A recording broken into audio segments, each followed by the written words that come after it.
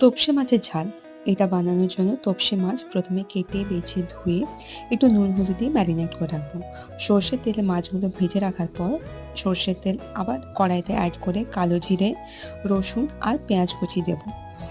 এরপরে আমরা দেবো হলুদ আর টমেটো কুচি। এই টাইমে একটু নুনটা দিয়ে দেবেন যাতে টমেটোগুলো একটু গলে যায়।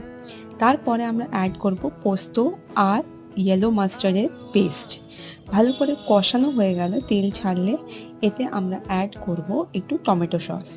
এটা অপশনাল, এটা আপনি স্কিপও করতে পারেন।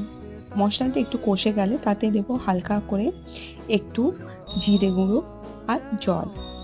এরপরে 1 মিনিট ধরে একটু মশলাটা আবার কষিয়ে নেওয়ার পর অ্যাড করব জল, যতটা পরিমাণে আমরা মাছের গ্রেভি রাখতে চাই। এরপরে অ্যাড করে দেবো আমরা মাছটা। 1 ফুট চলে আসলে ওতে সর্ষের তেল দিয়ে নামিয়ে পরিবেশন করুন তোপসে মাছের ঝাল।